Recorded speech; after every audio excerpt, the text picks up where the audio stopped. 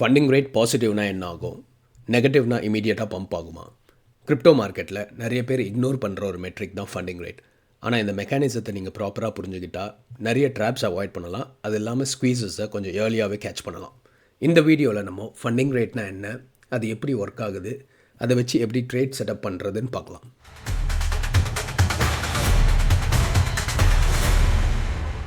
நீங்கள் traditional features மார்க்கெட்டை use பண்ணியிருந்தீங்கன்னா உங்களுக்கு தெரியும், ஒரு கான்ட்ராக்ட் ஓப்பன் பண்ணும்போது அது கூடவே எக்ஸ்பைரி டேட் ஒன்று வரும். அதுவே கிரிப்டோ பெர்பச்சுவல் மார்க்கெட்டுக்கு எக்ஸ்பைரி டேட் கிடையாது. ஸோ கிரிப்டோ பெர்பச்சுவல் ஃபியூச்சர்ஸ் மார்க்கெட்டில் ஃபார் எக்ஸாம்பிள் பிடிசி அதோட ப்ரைஸை ஸ்பாட் ப்ரைஸோட க்ளோஸாக வைக்கிறதுக்காக கொண்டு வந்த ஒரு மெக்கானிசம் தான் ஃபண்டிங் ரேட். இதை நம்ம எப்படி புரிஞ்சுக்கிறதுனா, ஃபார் எக்ஸாம்பிள் பிடிசி ஸ்பாட் மார்க்கெட்டோட ப்ரைஸ் வந்து 50K அப்படி இருந்தால் பெர்பச்சுவல் மார்க்கெட்டில் அதோட price for example 54K. So perpetual market spot ப்ரைஸை விட அதிகமாக ட்ரேட் ஆகிட்டுருக்கு. ஸோ அதனால் ஃபண்டிங் ரேட் பாசிட்டிவில் இருக்கும். பாசிட்டிவில் இருக்கும்போது என்னென்னா, இன்கேஸ் நீங்கள் ஃபியூச்சர்ஸ் மார்க்கெட்டில் லாங்கில் இருந்தீங்கன்னா எவ்ரி 8 ஹவர்ஸ் ஃபண்டிங் பே பண்ணணும். இந்த ஃபண்டிங் யாருக்கு போகும்னா ஷார்ட்ஸ் ஓப்பன் பண்ணி வச்சுருக்கவங்களுக்கு போகும். பிடிசியோட ஸ்பாட் ப்ரைஸ் 50Kல ட்ரேட் ஆகிட்டுருக்கு.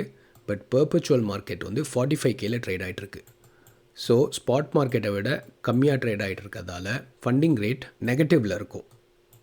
ஸோ நெகட்டிவில் இருந்தால் என்ன அர்த்தம்னா, நீங்கள் வந்து ஷார்ட் பொசிஷன் ஓப்பன் பண்ணி வச்சுருந்தீங்கன்னா நீங்கள் ஃபண்டிங் ஃபீ பே பண்ணணும். இது யாருக்கு போகும்னா லாங் பொசிஷன் ஓப்பன் பண்ணி வச்சுருக்கவங்களுக்கு போகும்.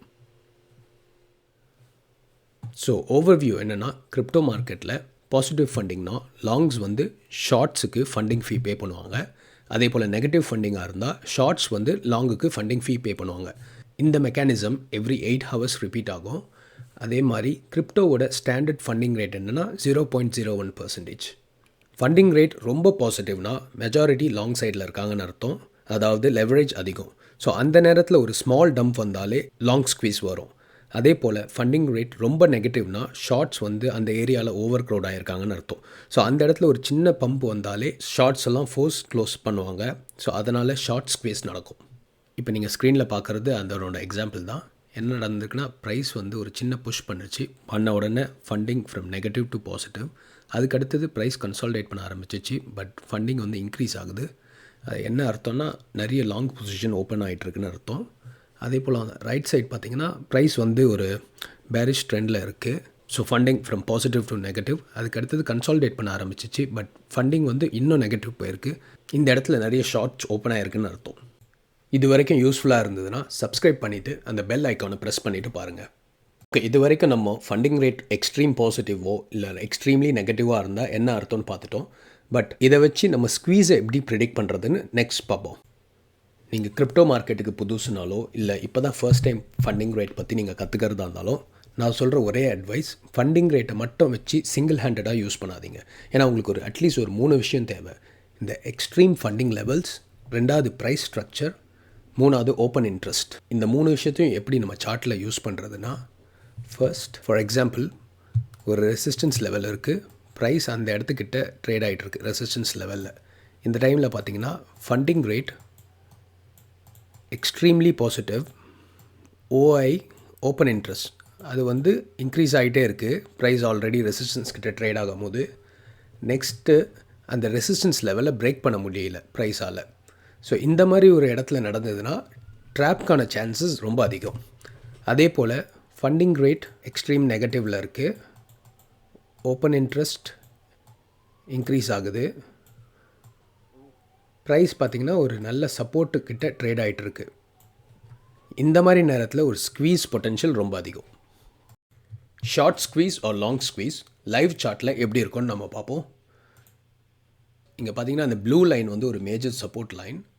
ஃபர்ஸ்ட் ஃப்ளஷ் ஒரு ப்ரைஸ் ஃப்ளஷ் ஆகிருக்கு. ஆகும்போது ஓப்பன் இன்ட்ரெஸ்ட் இன்க்ரீஸ் ஆகிருக்கு, ஃபண்டிங் ரேட் நெகட்டிவ் ஜோனுக்கு போயிருக்கு. ஸோ இது என்னன்னா ஷார்ட்ஸ் நிறைய ஓப்பன் ஆகுறாங்கன்ற ஒரு கன்ஃபர்மேஷன். செகண்ட், சப்போர்ட் ஜோன்கிட்டே ப்ரைஸ் ட்ரேட் ஆகிட்டுருக்கு. ஃபர்ஸ்ட் டச் சப்போர்ட் லெவலில் பண்ண உடனே ஒரு இமீடியட்டாக சப்போர்ட் லெவல் லாங்கர்ஸ் இருப்பாங்க தெரியுமா, சப்போர்ட் லெவலில் லாங் பண்ணுறவங்க அவங்க ஓப்பன் பண்ணியிருக்காங்க. ஓப்பன் பண்ணியிருந்ததால் ஃபண்டிங் ரேட்டும் பாசிட்டிவ் ஜோனுக்கு போயிருக்கு. அந்த ஓப்பன் பண்ண லாங்ஸ் பார்த்திங்கன்னா இந்த இடத்துல எல்லோரும் லிக்விடேட் ஆகிருப்பாங்க. another confirmation ஓப்பன் இன்ட்ரெஸ்ட்டில் ஒரு சின்ன ஃப்ளஷ் நடந்திருக்கு. ஸோ தேர்டாக அந்த சப்போர்ட் லெவலில் உடச்சிட்டு கீழே போயிடுச்சு. உடச்சி கீழே போகும்போது ஓப்பன் இன்ட்ரெஸ்ட் இன்க்ரீஸ் ஆகுது, ஃபண்டிங் ரேட் அகெயின் நெகட்டிவ் ஜோனுக்கு போயிடுச்சு. இதுக்கு என்ன அர்த்தம்னா பிரேக் அவுட் ட்ரேடர்ஸ் எல்லாருமே ஷார்ட் ஓப்பன் பண்ணியிருப்பாங்க ஆல்ரெடி, இல்லைனா இது இந்த லெவல் பிரேக் தான் பண்ண போகுதுன்ட்டு ஆன்டிசிபேட் பண்ணி நிறைய ஷார்ட்ஸ் பொசிஷன் ஓப்பன் பண்ணியிருப்பாங்க. ஸோ இந்த இடத்துல ஷார்ட் ஸ்குவீஸ் எப்படி நடக்கும்னா, இந்த சப்போர்ட் லெவல் கீழே நிறைய traders already short positions open பண்ணிட்டாங்க. ப்ரைஸ் ஒன்ஸ் இந்த சப்போர்ட் லெவலை ரீக்ளைம் பண்ணிவிட்டு மேலே போக போக இந்த ஏரியாவில் ஓப்பன் பண்ண எல்லா ஷார்ட் பொசிஷன்ஸும் லிக்விடேட் ஆக ஆரம்பிச்சிடும். ஸோ அதுதான் நம்ம நெக்ஸ்ட் ஸ்லைடில் பார்ப்போம் என்ன நடந்திருக்குன்னு. இதுதான் அந்த சப்போர்ட் ஜோன். ஸோ சப்போர்ட் ஜோனுக்கு கீழே எக்கச்சக்க ஷார்ட்ஸ் பொசிஷன்ஸ் ஓப்பன் ஆகிருக்கு. ஓப்பன் இன்ட்ரெஸ்ட் ஒரு கன்ஃபர்மேஷன், ரெண்டாவது நெகட்டிவ் ஜோன் ஃபண்டிங் ரேட் ஒரு செகண்ட் கன்ஃபர்மேஷன். ஒன்ஸ் அந்த சப்போர்ட் ஜோனை ரீக்ளைம் பண்ண உடனே பாதி பேர் பிரேக் ஈவெனில் க்ளோஸ் பண்ணுவாங்க. ஸோ ஓப்பன் இன்ட்ரெஸ்ட் லைட்டாக குறையுது. ஒரு சிங்கிள் பம்ப் கொடுத்த உடனே உங்களுக்கு ஓப்பன் இன்ட்ரெஸ்ட் ஃப்ளஷ் ஆன உடனே ஃபண்டிங் ரேட் பாசிட்டிவ் ஜோனுக்கு போயிடுச்சு. எதனால்னா ஷார்ட்ஸ் க்ளோஸ் பண்ணால் பை பண்ணுறதா அர்த்தம். ஸோ பை பண்ணுறதுன்னா ஃபண்டிங் ரேட் பாசிட்டிவ்க்கு போயிருக்கு. இது ஒரு சின்ன short squeeze example. Okay, next long squeeze example பார்ப்போம். என்னென்னா ப்ளூ லைன் வந்து ஒரு major resistance level.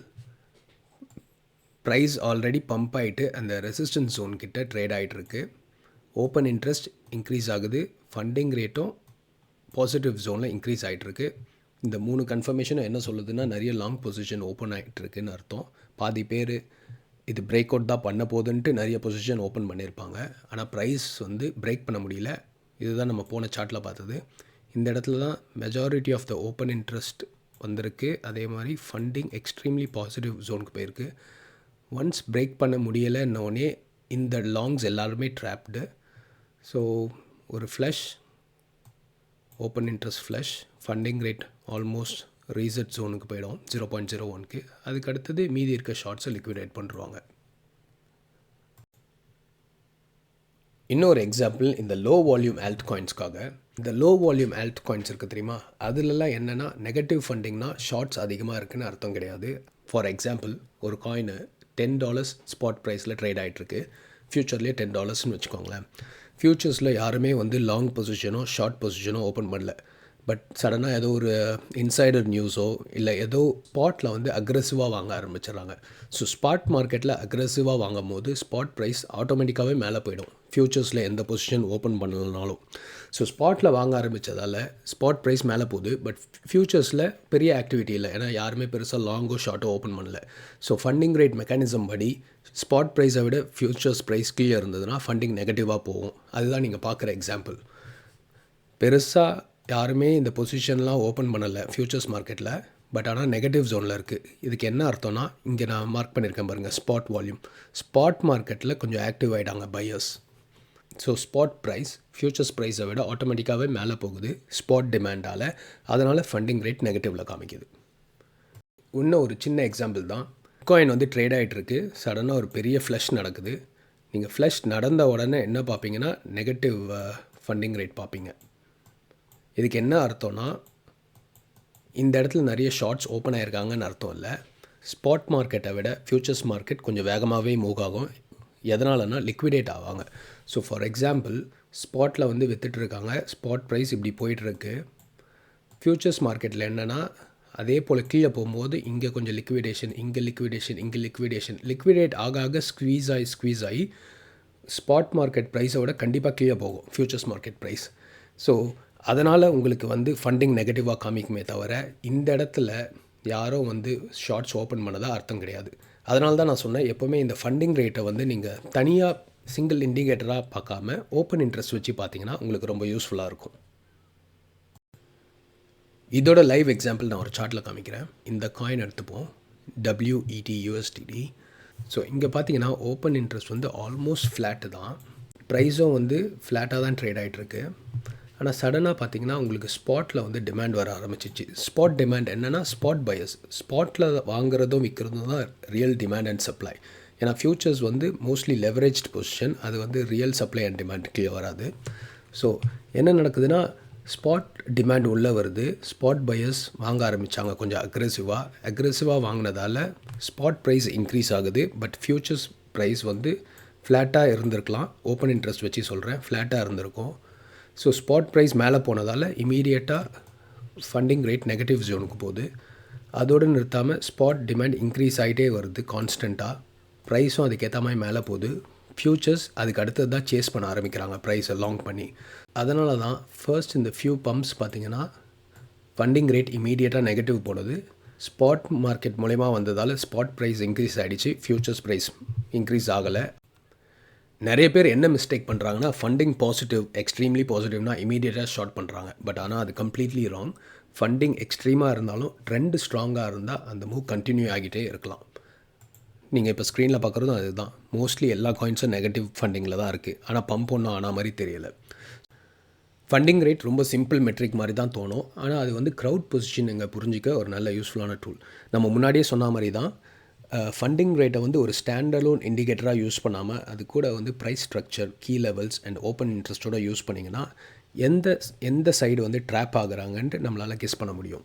So funding ரேட்டை நீங்கள் எப்படி யூஸ் பண்ணுறீங்க கமெண்ட்டில் சொல்லுங்கள், டிஸ்கஸ் பண்ணலாம். இந்த மாதிரி சிம்பிள் பிரேக் டவுன் வீடியோஸ் வேணும்னா லைக், கமெண்ட் ஆர் சப்ஸ்கிரைப் பண்ணுங்கள். நன்றி, வணக்கம்.